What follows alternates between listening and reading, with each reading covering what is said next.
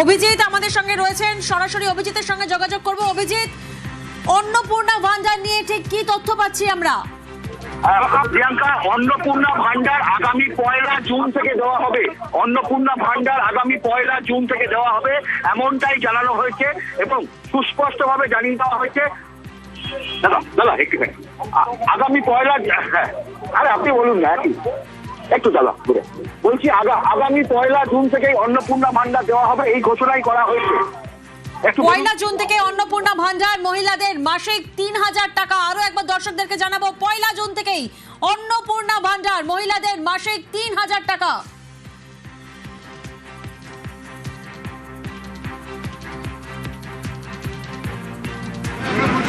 Ayushman Bharat card এবং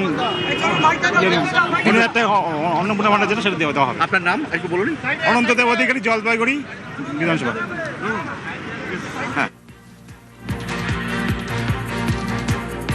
আর এই মুহূর্তে যে খবরের দিকে আমরা নজর রেখেছি, 1 জুন থেকে অন্নপূর্ণা ভান্ডার, মহিলাদের মাসিক 3000 টাকা।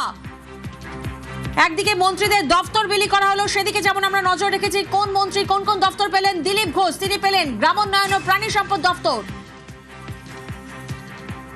নারী ও শিশু কল্যাণ দফতরের দায়িত্বে অগ্নিমিত্রা পল। নিষেধ প্রামাণিককে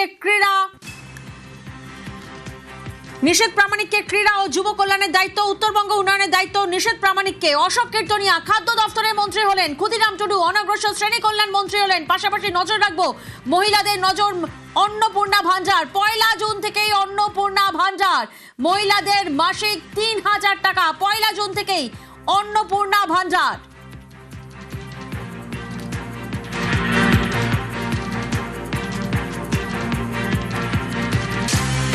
শপথের পর প্রথমবার নবান্নে শুভেন্দু অধিকারী আজ বৈঠক করেন। একাধিক বৈঠক হয়, সেই বৈঠকে একাধিক নির্দেশ সামনে আসে। পাশাপাশি 1 জুন থেকেই অন্নপূর্ণা ভান্ডার, দর্শকদেরকে জানাবো মহিলাদের মাসিক 3000 টাকা।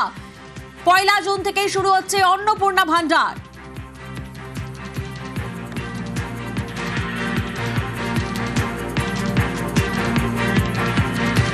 फिर भी हम लोग सब मिलके और चीफ मिनिस्टर साहब ने एक बार 5 बार जितना भी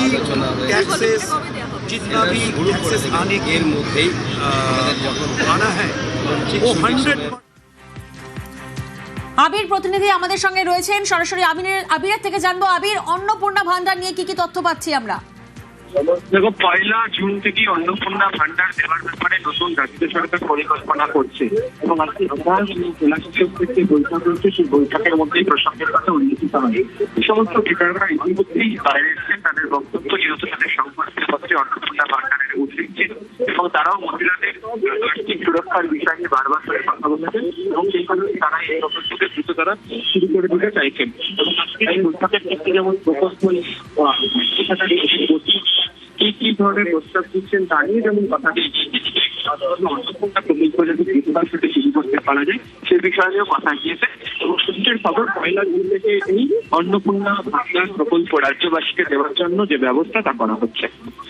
একেবারেই আবির, তুমি আমাদের সঙ্গে থাকো। কাজ শুরু, নতুন মুখ্যমন্ত্রীর ভোটের আগে দেওয়া প্রতিশ্রুতি পূরণ সহ 6 সিদ্ধান্ত হয় মন্ত্রিসভার প্রথম বৈঠকে।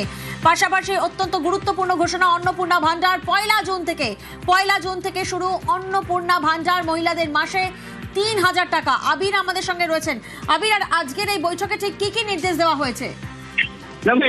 এই বৈঠকে সব থেকে বড় যেটা নির্দেশ সেটা হচ্ছে যে অন্নপূর্ণা ভান্ডার যে প্রকল্প, এবং তুমি জানো যে এই অন্নপূর্ণা ভান্ডার প্রকল্প বিজেপির যে নির্বাচনী সংকল্পপত্র ছিল তার মধ্যে ছিল এবং আজকে বৈঠকে জেলা শাসকদের সঙ্গে যখন উপস্থিত ছিলেন বিধায়করা, সেখানে নানা আলোচনার মধ্যে অন্নপূর্ণা ভান্ডারের প্রকল্প উঠে আসে এবং রাজ্য সরকারের তরফ থেকে পরিকল্পনাতে রাখা হয়েছে যে 1 জুন থেকে রাজ্যের মহিলাদের জন্য যে অন্নপূর্ণা ভান্ডার প্রকল্পের যে কাজ তা শুরু হতে চলেছে এবং মহিলাদের আর্থিক সুরক্ষার কথা মাথায় রেখে এই প্রকল্প যাতে দ্রুত দিতে পারা যায় সে ব্যাপারে প্রশাসনিক স্তরের যে পদক্ষেপ সেই পদক্ষেপও শুরু করা হবে।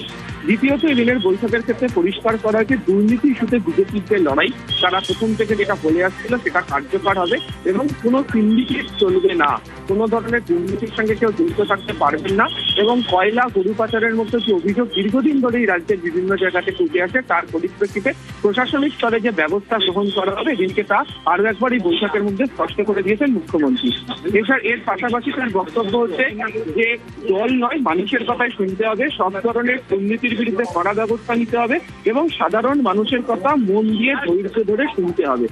কেউ কথা বলতে আসলো, দূরে চলে গেলাম, কথা শুনলাম না, সেই ধরনের কোনো প্রসঙ্গ রাখতে পারা যাবে না। সেদিনকে বুঝিয়ে দেওয়া হয়েছে যে সরকার নির্বাচিত হয়ে এসছে, যে সরকার নির্বাচিত হয়েছে মানুষের দ্বারা, তাহলে মানুষ কি বলছে মানুষের বক্তব্যকে তুলে ধরতে হবে এবং সেই প্রকল্পকে নিয়ে এগোতে হবে।